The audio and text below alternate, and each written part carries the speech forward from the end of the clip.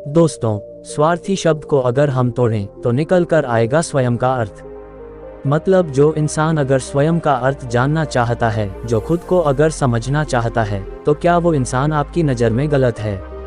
अक्सर हम जब भी किसी को स्वार्थी कहते हैं तो उसका मतलब तो यही हुआ ना कि वो आदमी स्वयं का अर्थ समझना चाहता है, तो आखिर फिर वो गलत कैसे हुआ? क्योंकि स्वार्थी शब्द दुनिया की नज़र में और समाज की नज़र में एक अलग ही नज़रिए से देखा जाता है। दोस्तों, अक्सर हम अपने आसपास के कई लोगों को देखते हैं जो लोग स्वभाव से हमें बहुत अच्छे मालूम होते हैं, यानी कि वे सब लोगों की मदद करते हैं, सबसे अच्छा व्यवहार रखते हैं। लेकिन इसके साथ हमने ये भी देखा होगा कि ऐसे लोग जो स्वभाव के अच्छे होते हैं, दूसरों की मदद करते हैं, वो अक्सर दुखी भी ज़्यादा रहते हैं, और जो लोग स्वार्थी होते हैं वो प्रगति करते चले जाते हैं। तो ऐसे में भगवान की माया पर उंगली उठना तो निश्चित है। लेकिन अगर ये बातें सच हैं तो हमें आखिर कौन सी राह अपनानी चाहिए, या हम भी दूसरों के जैसे बन जाएं? पता नहीं आजकल कितने लोग यह मानते होंगे कि अच्छे लोग जीवन में बहुत दुखी रहते हैं। आखिर इसके पीछे का सत्य क्या है? अगर हम इसके पीछे का सच नहीं जानेंगे तो कहीं ना कहीं हमारा मन भी बुराई की तरफ झुक जाएगा। इसीलिए अपने मन में ऐसे विचार पनपने से पहले इस बात की पूरी सच्चाई निकाल लें, पूरा निष्कर्ष निकाल लें, ताकि भविष्य में आपको अपने अच्छे होने पर कोई पश्चाताप ना हो, कोई दुख ना हो। दोस्तों, इस प्रेरणादायक कहानी में आपको 5 ऐसे तरीके पता चलेंगे जिसके माध्यम से अगर आप काम करते हैं तो आप अपनी अच्छाइयों के साथ अच्छे कर्म भी कर पाएंगे और दुखी भी नहीं होंगे। दोस्तों, कहानी अगर पसंद आए तो चैनल को सब्सक्राइब जरूर कर लीजिएगा। तो चलिए कहानी की शुरुआत करते हैं। एक गांव में प्रभात नाम का एक युवक रहता था। उसका भरा पूरा अच्छा खासा परिवार था। उसकी शादी हो चुकी थी और उसके 2 बच्चे थे, लेकिन उसके माता पिता का निधन हो चुका था, इसीलिए अब पूरे परिवार की जिम्मेदारी उसी के कंधों पर थी। उसके बच्चे अपनी पढ़ाई करते थे और उसकी पत्नी अपने घर गृहस्थी के कामों के साथ गाय, भैंस, बकरी इत्यादि का दूध बेच कर अपना घर चलाती थी। और प्रभात पहाड़ में पत्थर तोड़ने का काम किया करता था। उसका काम बहुत ही मेहनत भरा काम था। वह पूरे दिन काम करता था और रात को थक कर घर पर वापस लौटता था। लेकिन इतनी मेहनत करने के बावजूद भी अगर प्रभात को गांव का कोई भी आदमी मदद के लिए बुलाता था तो प्रभात कभी भी मना नहीं करता था।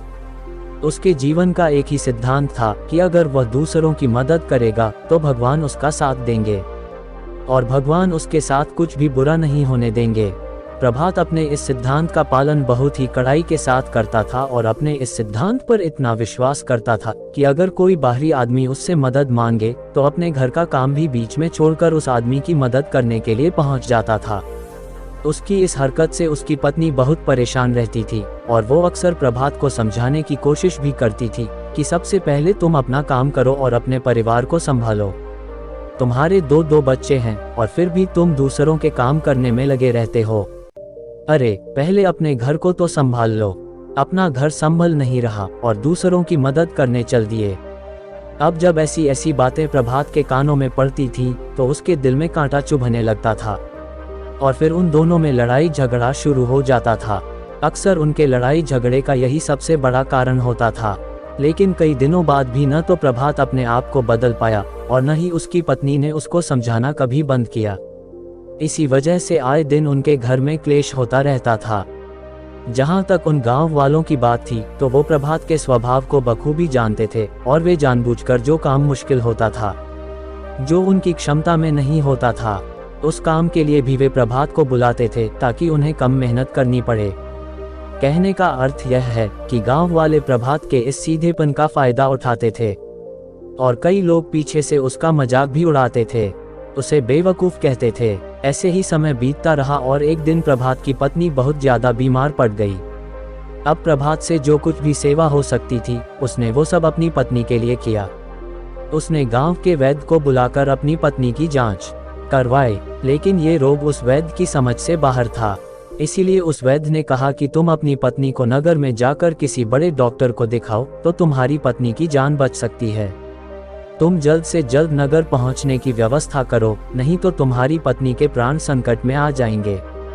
ये सुनकर प्रभात के पैरों तले जमीन खिसक गई।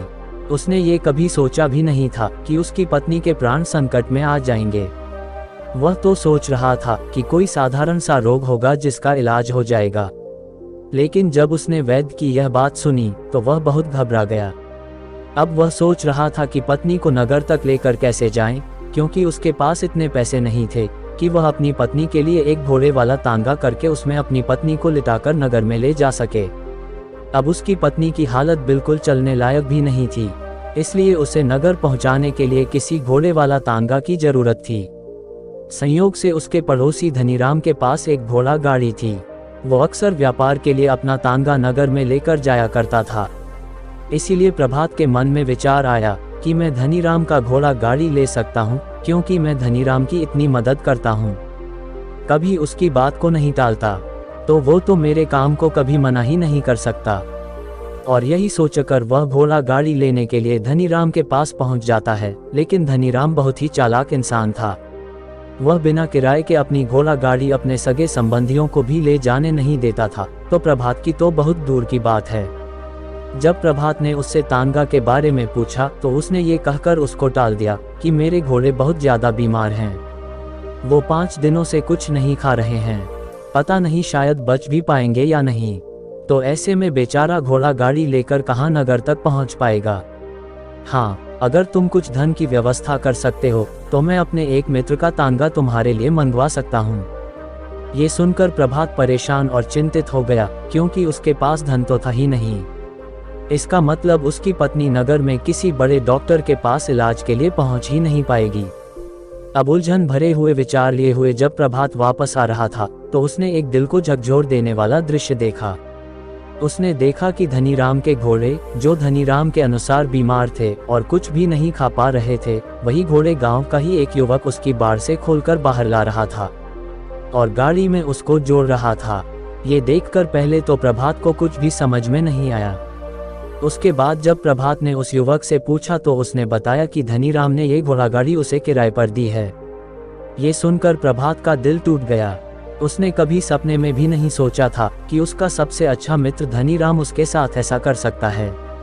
हालांकि उसके लिए ये समय इस बात पर दुखी होने का नहीं था, इसीलिए प्रभात वहां से जल्दी से लौट जाता है और गांव के ही एक सेठ के पास जाकर कुछ धन उधार लेकर धनीराम को दे देता है।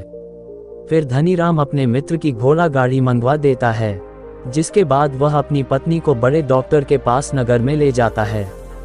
अब जब उसकी पत्नी का इलाज चल रहा था तो प्रभात यही सोच रहा था कि एक वो दिन था जब धनीराम की बेटी बीमार हो गई थी और धनीराम यहाँ पर नहीं था, तो मैं पूरी रात वैद्य जी के पास उसके लिए बैठा रहा था, उसकी देखरेख की थी, उसकी सेवा की थी। जब इतने दिनों तक धनीराम नहीं आया था तब मैं ही उसके परिवार की देखरेख किया करता था। हाय कैसा दुर्भाग्य है ये, जिसके लिए मैंने इतना कुछ किया उसने एक घोड़ा गाड़ी देने से मुझे मना कर दिया, और वो भी तब जब मेरी पत्नी जिंदगी और मौत के साथ खेल रही थी। कुछ देर बाद वैद्य बाहर आकर प्रभात को एक बहुत बुरी खबर देते हैं। वो प्रभात को बताते हैं कि उसकी पत्नी को कर्क रोग यानी कैंसर हो चुका है और इसका कोई भी इलाज नहीं है, उसके पास कुछ ही समय शेष बचा है। ये सुनकर प्रभात दुखी होकर वहीं उस जमीन पर बैठ गया। अब उसकी पूरी दुनिया उजड़ने वाली थी और उसे कोई समाधान नजर नहीं आ रहा था। कुछ समय बाद उसकी पत्नी चल बसी और अब दोनों बच्चों की जिम्मेदारी उसी के कंधों पर आ गई थी। अब यहाँ पर प्रभात के सारे सिद्धांत टूट चुके थे, उसके सारे भ्रम खत्म हो चुके थे। अब उसके दिमाग में एक ही बात थी कि अच्छा कर्म करने से परमात्मा साथ नहीं देता, बल्कि इस दुनिया में बुरे लोग ही फलते फूलते चले जाते हैं, और इस बात का मैं सबसे बड़ा गवाह हूँ। यही विचार अक्सर उसके दिमाग में चलते रहते थे और इसी वजह से उसका मन धीरे धीरे दीन दुनिया से दूर हटता चला गया। और एक दिन ऐसा भी आया जब वह अपने बच्चों को अपने रिश्तेदारों के पास छोड़कर इस दीन दुनिया को त्याग कर एक सन्यासी बनने के लिए घर से निकल पड़ा। उसने गांव में किसी को भी कुछ नहीं बताया, किसी को नहीं पता था कि प्रभात अचानक कहाँ गायब हो गया। एक दिन सन्यास की दीक्षा लेने के लिए वो एक बौद्ध गुरु के पास पहुंचता है। बौद्ध गुरु उस समय ध्यान में बैठे हुए थे। ध्यान से बाहर आने के बाद वो बड़े ध्यान से प्रभात के चेहरे को देखते हैं और उससे सन्यासी बनने का कारण पूछते हैं। जवाब में प्रभात उन्हें अपनी पूरी आप बीती सुना देता है और कहता है कि हे महात्मा, इस दुनिया से मुझे कुछ भी हासिल नहीं हुआ। मेरा मन अब इस दुनिया से अलग हो चुका है। जब मेरे खुद अपने दोस्तों ने मेरा साथ नहीं दिया तो इस दुनिया में, इस समाज में रहने का क्या मतलब। और इसी वजह से मैं अब सन्यासी बनना चाहता हूँ। ये सुनने के बाद बौद्ध भिक्षु ने उपदेश देना शुरू किया। उन्होंने कहा कि याद रखना, बने बनाए जीवन से विरक्त होकर सन्यासी बनना तुम्हें परम सुख तक कभी नहीं पहुंचा सकता, परमानंद तक कभी नहीं पहुंचा सकता। तुम दुनिया से अपने मन पर एक बोझ लेकर अलग हुए हो। तुम दुनिया से परमात्मा की खोज करने के लिए अलग नहीं हुए हो। इस भ्रम में कभी मत रहना। तुम संसार से विरक्त हुए हो क्योंकि तुम्हें लगता है कि इस संसार ने तुम्हें धोखा दिया है, इसलिए तुम परमात्मा पर कभी विश्वास नहीं कर पाओगे और ना ही उन पर अपनी पूर्ण आस्था बना पाओगे। इसीलिए सन्यासी होने का भी तुम पूरा लाभ कभी नहीं उठा पाओगे। उन्होंने आगे कहा कि सन्यासी होने का लाभ हमें तब मिलता है जब हमारे प्रभु में, परमेश्वर में या परमात्मा में हमारी पूर्ण आस्था बन जाती है। मैं तुमसे पूछता हूँ कि क्या तुम्हारी आस्था परमात्मा में है? ये सुनकर प्रभात कहता है कि महात्मा, मैं तो दुनिया देख कर आया हूँ कि जो बुरे कर्म करता है वह फलता फूलता है और जो अच्छे काम करता है उसे प्रभु कुछ भी नहीं देता बल्कि उसे दुख ही दुख देता है। इसीलिए महात्मा, मैं परमात्मा पर अपनी पूर्ण आस्था कैसे बना सकता हूँ? ये सुनकर उस बौद्ध भिक्षु ने कहा कि यही तो मैं तुम्हें समझाना चाहता हूँ कि तुम पूरी ऊर्जा अपने सन्यासी जीवन में लगाओ और उसके बाद भी तुम्हें फल प्राप्त न हो तो तुम्हें कैसा लगेगा। इसीलिए किसी की भी मदद करने के मैं 5 सिद्धांत तुम्हें बताता हूँ। ये 5 सिद्धांत समझकर इस संसार में वापस लौट जाओ और संसार में एक गृहस्थ जीवन जियो। उसके बाद ही सन्यासी जीवन का उदय होता है, जब हम अपने गृहस्थ जीवन को पूर्ण रूप से समझ लेते हैं और अपनी जिम्मेदारियों का निर्वाह कर देते हैं। ये कहकर बौद्ध भिक्षु ने कहना शुरू किया कि जब भी तुम किसी की सहायता करते हो, किसी की मदद करते हो, तो उसमें सबसे पहला सिद्धांत जो ध्यान में रखने का होता है वो ये होता है कि किसी की मदद करते वक्त, किसी की सहायता करते वक्त कभी भी उससे यह उम्मीद मत रखना, कभी भी यह मत सोचना कि आज मैंने इसकी सहायता कर दी तो कल बदले में ये भी मेरी सहायता करेगा, मेरी मदद करेगा। अगर तुम ऐसा सोचोगे तो तुम्हें जीवन में दुखों का सामना करना ही पड़ेगा, क्योंकि एक नहीं तो दूसरा या दूसरा नहीं तो तीसरा कोई ना कोई तुम्हारी उम्मीद जरूर तोड़ेगा। और वास्तविकता में वह मदद या सहायता नहीं होती है, वह हमारे लालच का ही एक रूप होता है, क्योंकि हम उसकी सहायता या मदद निस्वार्थ भाव से नहीं कर रहे हैं। हमारे मन में लालच का भाव है, हमारे मन में बदले का भाव है। हम ये सोचकर मदद करते हैं कि आज इसकी मदद कर देता हूँ तो कल को ये भी हमारी मदद करेगा, और यही लालच हमें अक्सर उन लोगों की मदद करने पर विवश करता है जो किसी न किसी रूप में धनवान होते हैं, क्योंकि हमें लगता है कि कल ये आदमी धन के द्वारा हमारी मदद कर सकता है। और इसीलिए जिस इंसान को वास्तविकता में मदद की आवश्यकता है, हो सकता है वह गरीब हो, लेकिन हमारा मन अपने लालच से वशीभूत होकर उसकी मदद कभी नहीं करेगा। इसलिए किसी की सहायता करने के अपने विचार को विस्तार दो। केवल एक प्रकार के लोगों के लिए अपनी सहायता या अपनी मदद पेश मत करना, ये सबके लिए समान होनी चाहिए। जरा सोचो, एक तरफ तुम्हारा मित्र हो जिसके पास धन संपदा है, और दूसरी तरफ कोई गरीब औरत हो जो भूखी बैठी हुई है। अब तुम्हारा दोस्त तुमसे कहता है कि यार आज तो खाने के लिए अच्छे अच्छे पकवान बाजार से मंगवा लो, और दूसरी तरफ वो औरत तुमसे 2 सूखी रोटी ही मांग रही है, तो तुम किसकी मदद करोगे? कौन मदद का असली हकदार सबसे पहले है? सबसे पहले हमारा कर्तव्य बनता है कि हमें उस औरत की भूख मिटानी चाहिए, लेकिन अक्सर इंसान ऐसा नहीं सोचता। वह अपने दोस्त को तो खिला देगा, उसको तो बाजार से बहुत महंगी वस्तु मंगा कर दे देगा, लेकिन किसी गरीब को उसकी भूख मिटाने के लिए पैसा या धन नहीं देगा।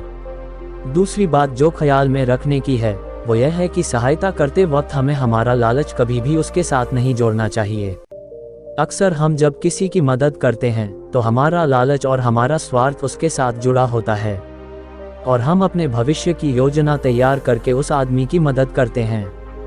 हम ये सोचते हैं कि अगर मैं इसका ये काम करूंगा तो भविष्य में यह आदमी मेरा वो काम पूरा कर देगा, और वो सहायता या मदद बिल्कुल भी परमात्मा के द्वार को नहीं खटखटाती, क्योंकि असल में वह लालच है।